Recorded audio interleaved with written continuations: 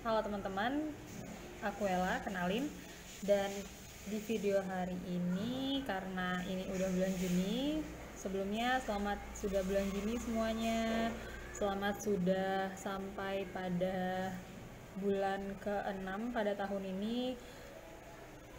Kita semua hebat, sudah bisa survive di masa pandemik seperti ini, sudah bisa terus stay at home, terus jaga kesehatan, dan semoga kita bisa ketemu secara non virtual secepatnya. Semoga bisa melakukan hal-hal yang kita pingin lakukan yang nggak harus social distancing.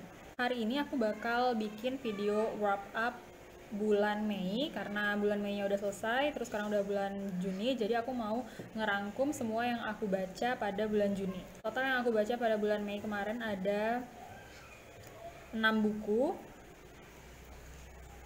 Ini ada di sini. Langsung aja kita bahas satu-satu ya. Salah satu buku yang aku baca di bulan Mei kemarin adalah buku Pulang Perginya Terelie. Ini tuh most anticipated books aku di tahun ini sebenarnya. Ini tuh udah keluar dari bulan Januari kemarin ya. Cuman aku baru sempat baca bulan Mei ini dan aku kecewa. Dan aku kecewa banget sama buku Pulang Pergi ini. Ini tuh buku Pulang Pergi ini tuh buku pertamanya Terelie yang dari penerbit baru ya. Sebelumnya kan Gramedia mulu, ini dari penerbitnya Sabak Grip. Terus yang belum tahu, Pulang Pergi ini tuh buku ketiganya dari buku Pulang, terus buku Pergi, terus yang ketiga ini Pulang Pergi. Nah, buku Pulang itu menurut buku pertamanya Pulang, menurut aku itu seru banget.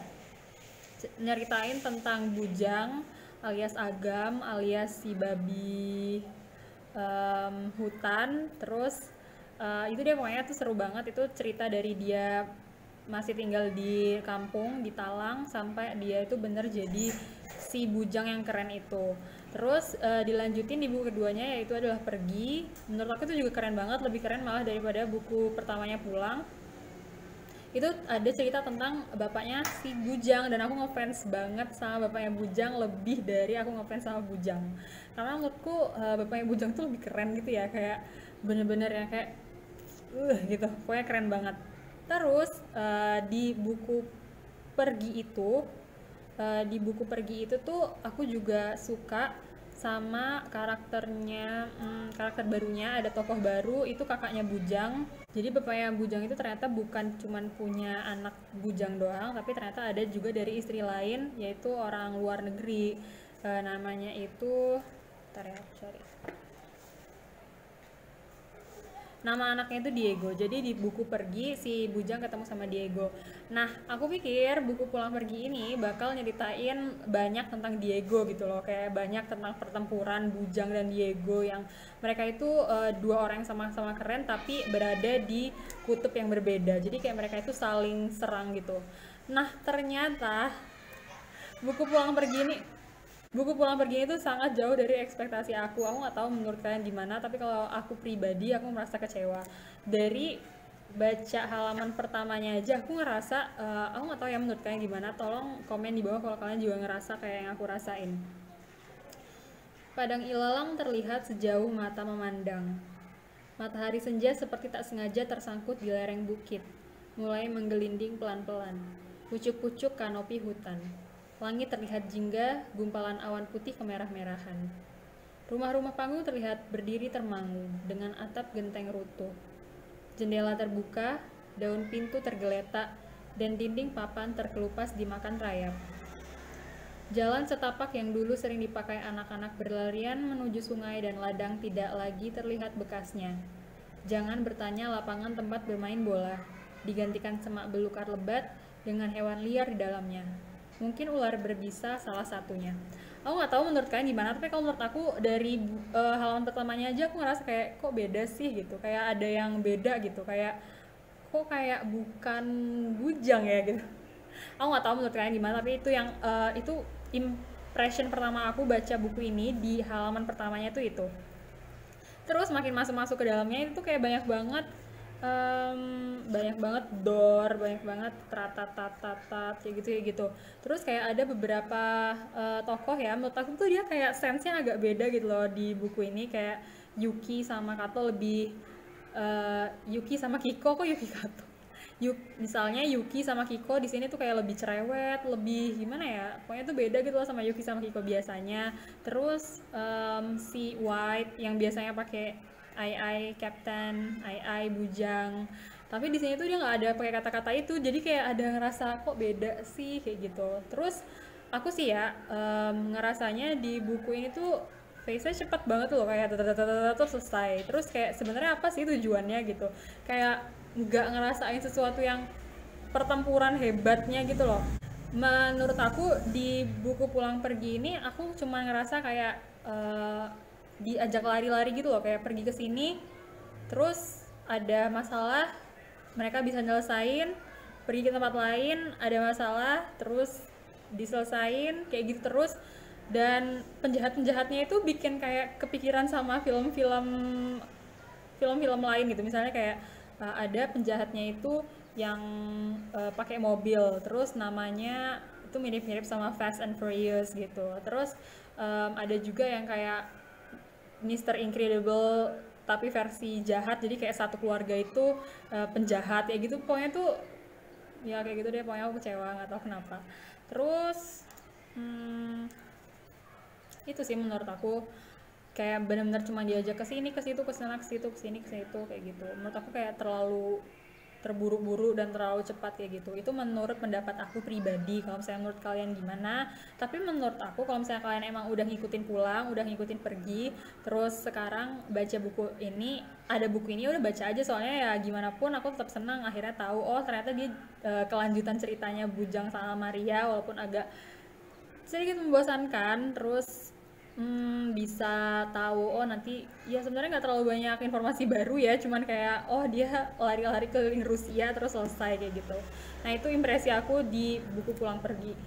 Terus selanjutnya bulan ini aku ngebaca Narnia karya C.S. Lewis yang The Lion, The Witch and the Wardrobe, yang buku pertamanya. Aku suka banget sama Narnia filmnya, tapi baru kali ini baca novelnya, dan novelnya ternyata novel anak-anak banget gitu.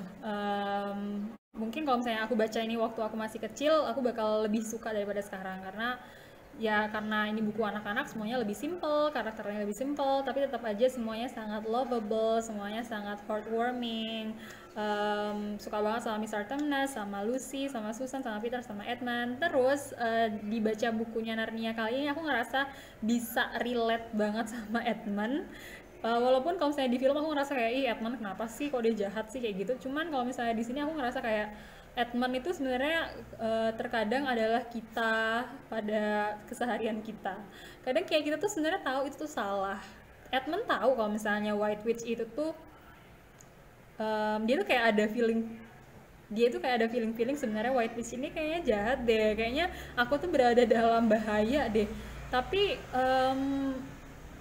kadang kita suka denial gitu loh sama diri kita sendiri, kayak bikin justifikasi kayak nggak apa-apa kok, nggak apa-apa kok, nggak apa-apa. Ini tuh misalnya mau males ya, kita mau males nih nonton-nonton YouTube, terus nggak apa-apa kok, ini namanya refreshing, nggak apa-apa, daripada burnout nggak apa-apa. Jadi kayak kita tuh kadang kita tuh sering bikin kayak justifikasi atas sesuatu yang kita lakukan, padahal kayak kita tuh tahu kalau itu salah kayak gitu.